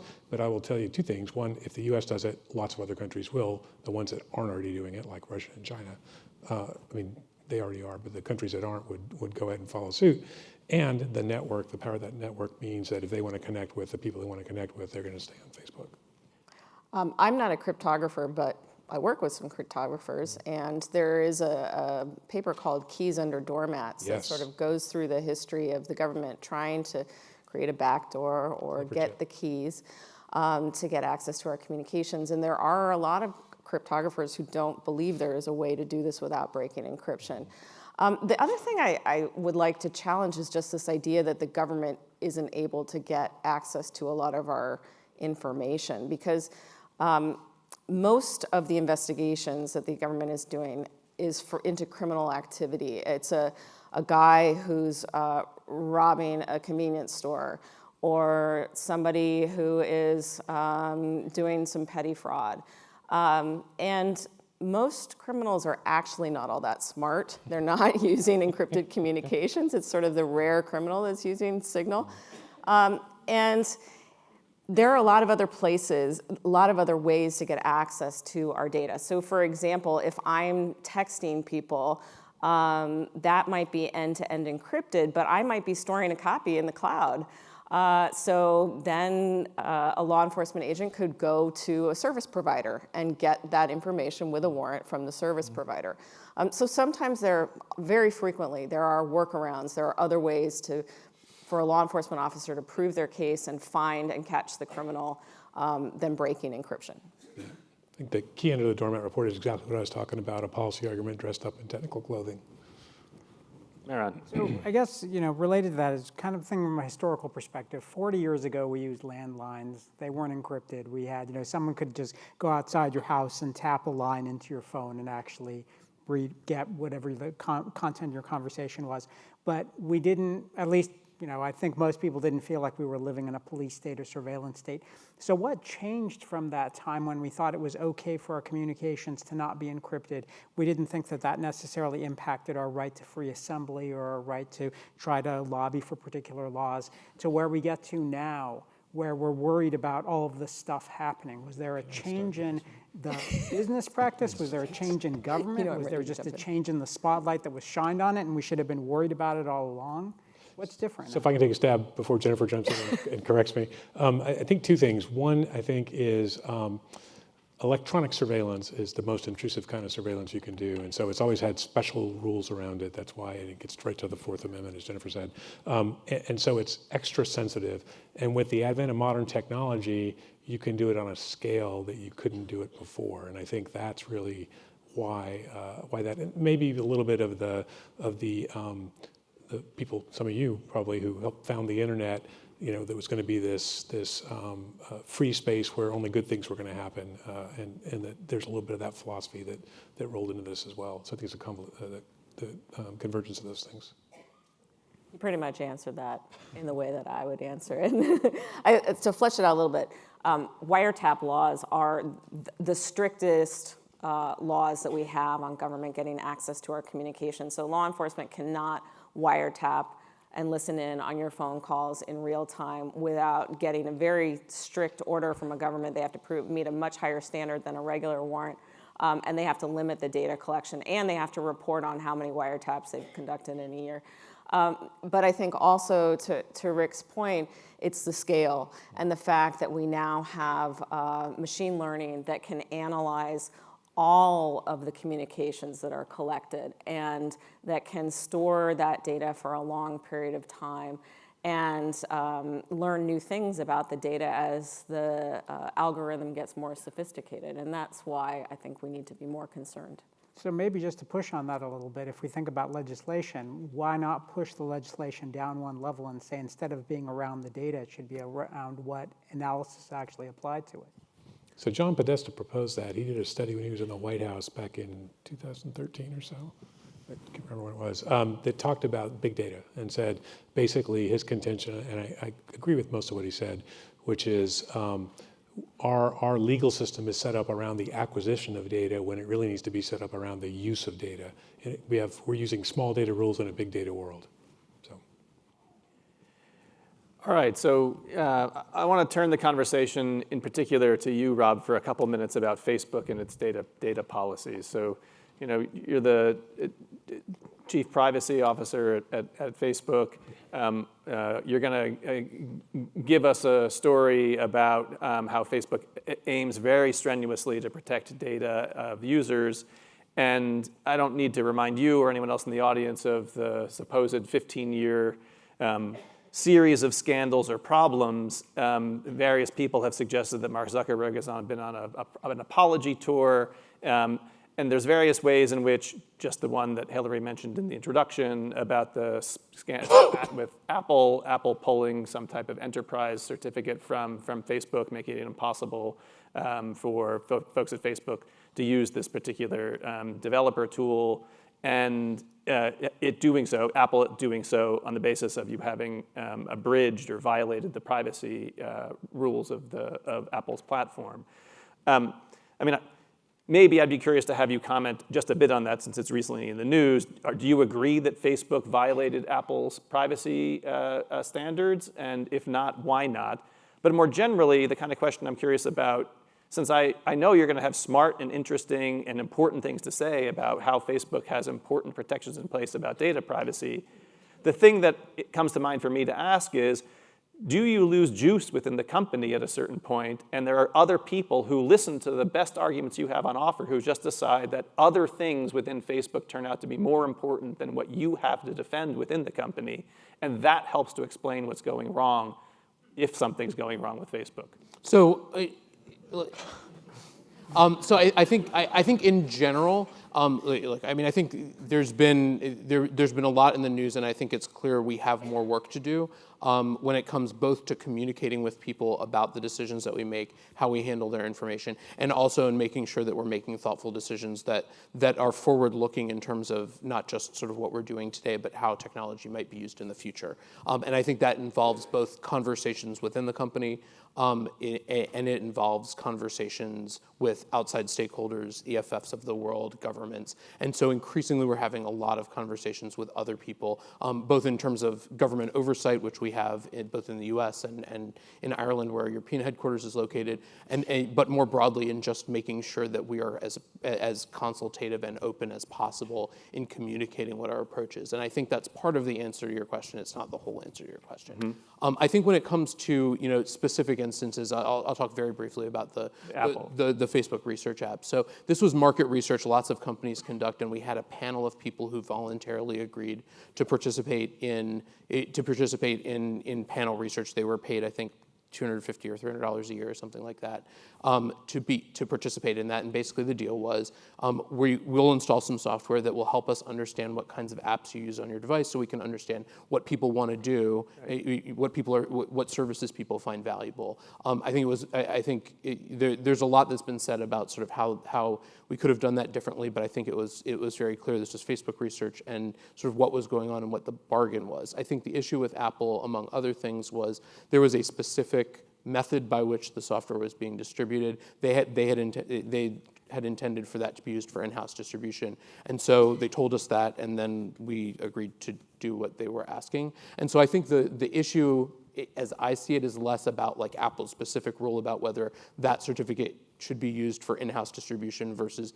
distribution to panelists who agree to participate in a program, and much more about what are the right ways to communicate with people about that kind of a program, and how we're making sure that people get information about what they're participating in and that they have a choice about it. And so I think one of the things that we're thinking about now is sort of what's the right way to conduct research, because I mean, as you know, and I suspect most of the people in the room who work in technology are working at companies that are data driven, that want to understand that they are building services that people will actually use and find valuable, and that at its core is what the goal of that program was. I think we need to have a conversation about what's the right way to do that, and I think candidly, had we been more explicit publicly in saying that we had this kind of program. I think that also would have helped with people understanding what it was and why. In terms of the company's decision making, which I think is really the core of your question, this is something that's incredibly important. I mean, certainly I work on privacy, but to all of our executive team, sort of everyone at the company who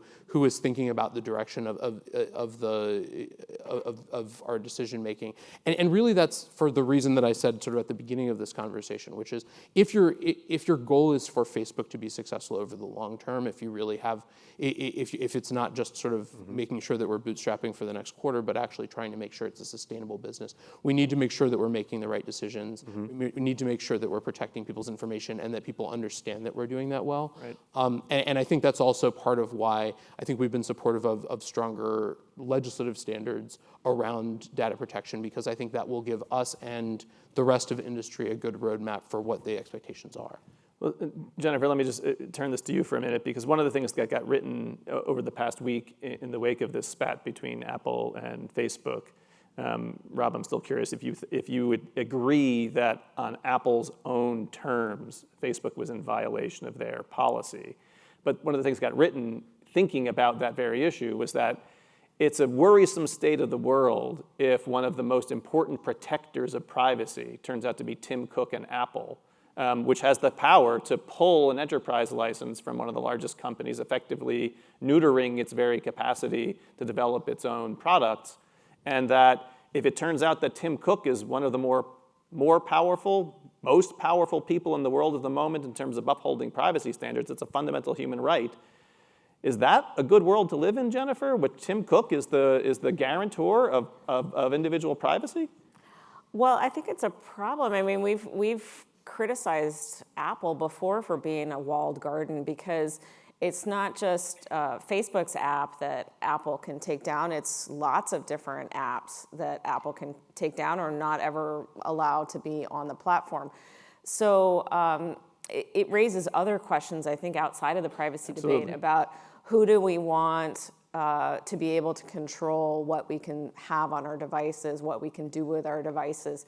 And I think those are broader issues that are sort of outside of this. There's a fourth, we're going to get in this class to the issue of how much power the platforms, large platforms have. Well, what I think is an interesting thing that was raised by the Facebook research situation is, are people actually able to knowingly and meaningfully consent to something?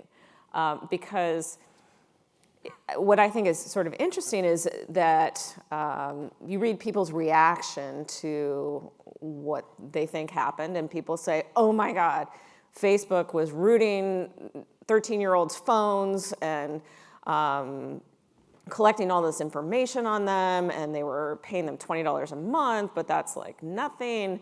And then Facebook says, well, we were doing market research, and every company does market research, and we were paying people, and people were volunteering. So really what that is two people looking at the same situation and saying, these people consented. These people could not have consented because they didn't fundamentally understand what was going to happen with their data. And I think that's a conversation that we need to have. What does consent mean? Can we even have consent in some situations now? There's a reason why we don't allow companies to collect information on kids under 13 online, and it's because we want to protect those kids' privacies. And we had a whole debate about that as a country. So maybe the next debate that we need to have is about this issue of consent. Can I consent to have Facebook root my phone? Or is that something that is so fundamental and I, as a human, cannot assess the potential risks from that we just say, no, companies can't do that. They can't ask you to consent to that. So this is exactly the issue that I wanted to shift us to. And I want to start by just asking the audience a couple questions to raise your hands. So first, I want you to raise your hand if in the last month or say in the last 6 months, have you read, beginning to end, any of the terms and conditions that you have agreed to in downloading an app? Raise your hand high. Okay, so I'd say that is The next question unusual. is, has anybody read all of the terms and conditions for all of the times you have clicked consent, I agree, okay, in the last year? Okay, so there we went from 9 hands to 0 for people who are watching from home. And reading is not understanding. Right, I didn't get to understanding yet. I also just want to ask, over the last 6 months, has anyone actively changed the privacy settings on a key app that you use? Oh, good job, Good. people. That makes me happy.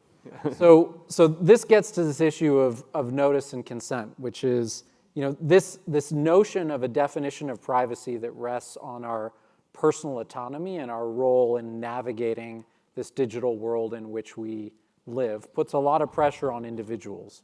For the hundreds of apps that you have on your phone and your computer, for understanding the information that's been conveyed to you, for being able to anticipate some of the harms that could potentially come to you or others by virtue of access to your data.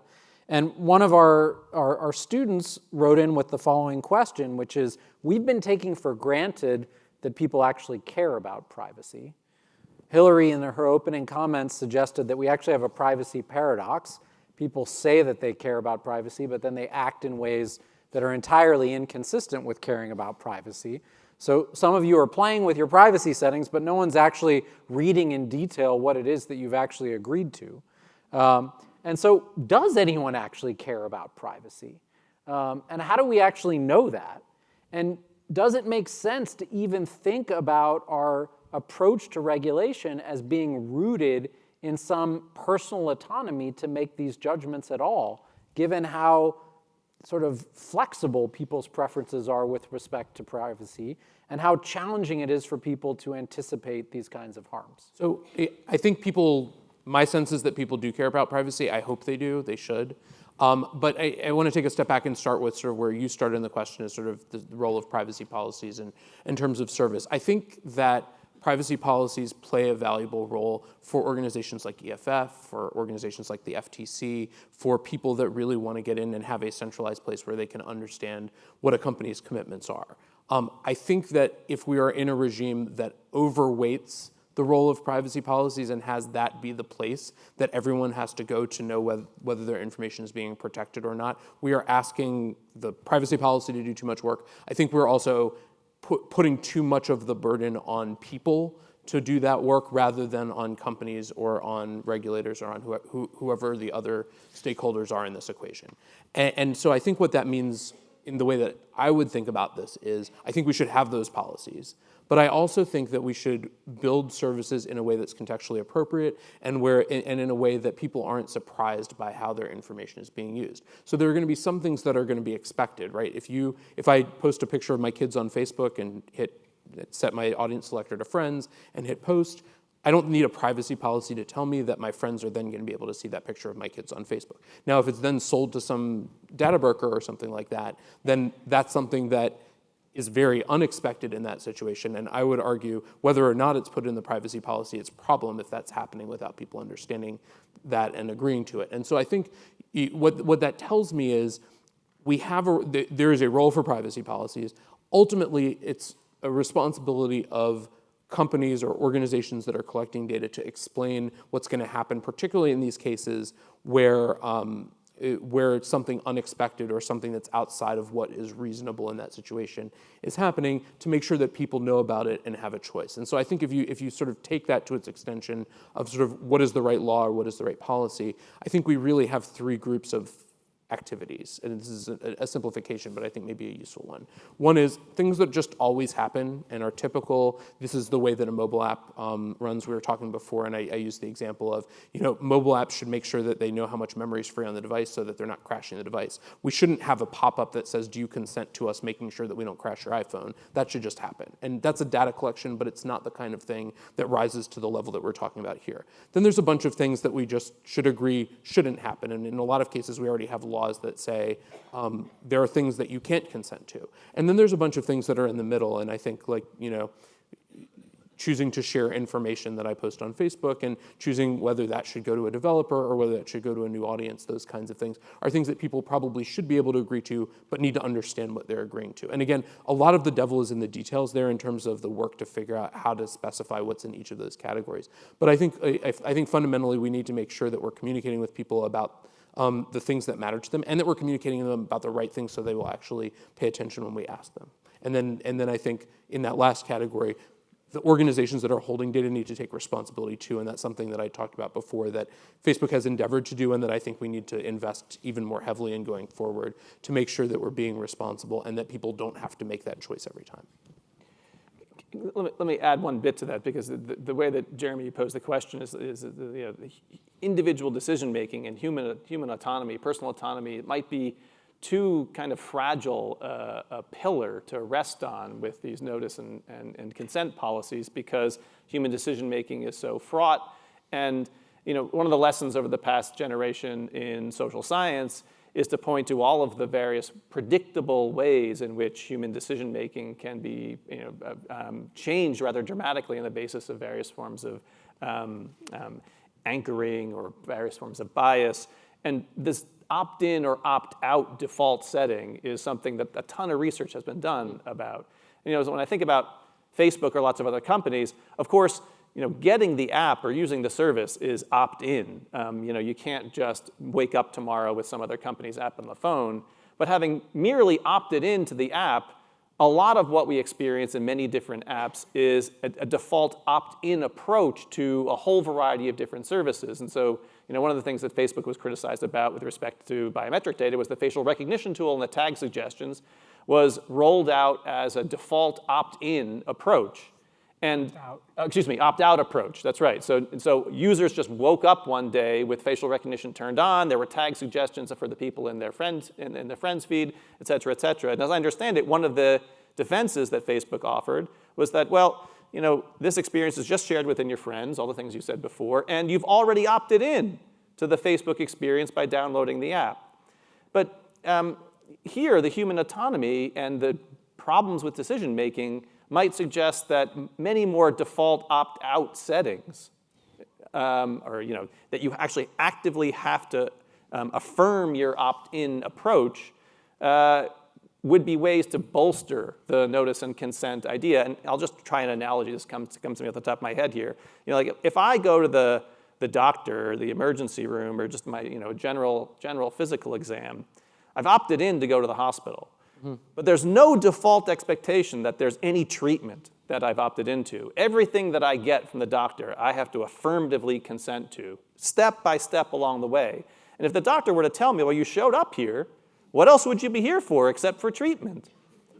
No one would think that that was the appropriate way to do business. And yet, our experience on so many apps, Facebook included, feels like that. So, I think there is a package of services that you get when you use Facebook, the most prominent obviously being the ability to post something and share it with some audience that you choose. And so, we've gone through some evolution in how we've thought about this, but I think, it used to be that by default, when you create an account on Facebook, the audience is public. We did some research to find out what are people actually trying to accomplish here, and what do people want? And it turns out that actually, when you look at this globally, it's not exactly 50-50, but it's pretty evenly split in terms of how frequently people want to share with public versus friends, and then there's a much smaller group that want to share with some other audience. The majority of people, a smaller majority than I as a person who thinks about privacy every day would expect, wanted to share with friends. And so the approach that we took is, by default, if you do nothing, then the things you post are shared with your friends. But we ask people when they create an account, do you want to share with public, do you want to share with friends, or some other audience? And then if you choose take no action, it goes to friends. If you choose friends and then you switch to public later and then you leave it on public, we'll also remind you and say, hey, you're posting publicly. If you're a journalist, that's probably what you want. If you're me sharing pictures of my kid, it's probably not what you want. And so making sure that people understand the settings that they have and that they're making the right choice is useful. Now, the other thing that we've learned is there's a lot of research on this concept of notice fatigue, right? If you're prompting people too frequently to make choices about everything, then they tend to ignore you. And so what we want to do is really reserve those times when we're asking people to make a choice for the things that are most important. So face recognition is an example. We've gone to people, I think, 3 or 4 times now and said, face recognition is on, here's what it does. We'd like you to make a choice. We've also done that for things like which apps you're using. We've done that for things like what information is on your profile and who can see that. We've done some contextual things that are specific to people's situations, so we'll give them privacy notices in those cases. And so I think the point here is, we do want to make sure that the default settings are protective. On face recognition specifically, I would have a different view about this if it weren't clearly a part of sort of the way that Facebook operates, if it were used in a way that went beyond sort of letting your friends figure out, tag you more easily in photos, and if it were identifying you to strangers. I might have a different view in that situation. But I think what we really need to do is, one, make sure that we're clear with people, but also reserve the sort of cases where we're forcing people to make choices for the ones that are most momentous. All right, I think we should wrap up, but let me just see if there's any quick little things with a minute or two left that anybody wants to get in the conversation. I was going to ask for a 30-minute response to the following kind of wrap-up question from each of our panelists, which is, they used to talk about this sort of phenomenon called peak oil, right? The question was, when were we going to reach a tipping point with respect to oil extraction, that the amount of oil under the ground was less than the amount of oil that we'd already extracted, right? And there were, a sense that we had sort of hit this tipping point. Of course, the tipping point, that keeps getting pushed further off with all the new sources of oil we create. So I'm thinking about that in the context of privacy, right? And we're at this moment of backlash and heightened conception and concern about privacy, even in an era when sort of technological capabilities are changing in such a way that more and more information is available. As you look out over the next 10 or 20 years, do you imagine that there's a point at which society begins to withdraw from these sorts of technologies that share more and more and make available more and more information about people's private lives? Or are we really on this path, right? And this is a path that we're going to continue on without some fundamental reverse. How close are we to a tipping point, and can you even imagine us arriving at some tipping point where people withdraw? Final thoughts? No, I think it actually, with the Internet of Things and the proliferation of aware devices around you, actually the proliferation of data gets much, much worse. I am going to agree with Rick on this. There are too many conveniences that have been added to our lives with new technologies, with the Internet of Things in specific. I like being able to turn on my thermostat on my drive home to San Francisco because my house will be freezing otherwise, and so that's why I use a Nest. And so when you've got a privacy advocate actually choosing to put a Nest in her home, I absolve all the rest of you for doing it as well. So, at the risk of being somewhat controversial in the last 2 minutes of the class, I think it's a mistake to equate privacy invasion with data use. They're related, but they're not the same thing. And I think there's a lot of value that people can get from services and products like Nest that use their data in new and innovative ways. And so I don't think we should conclude it's bad that people can have thermostats that are smart and help them save money and save energy. I do think that people are getting more sophisticated when it comes to how their data is being used and what they want. I think increasingly people are finding ways to share. You talked about sharing. People are finding ways to share for shorter periods of time. People are finding ways to share with smaller groups of people, but they still want to share information about themselves. And so I think people being able to have more tools to leverage data in ways that are valuable for them, but that also put them in control is the right path forward. And I think it will require some work to make sure we're doing both of those things at the same time, but I think we can get there. All right, well, would you please join me in thanking our distinguished panel.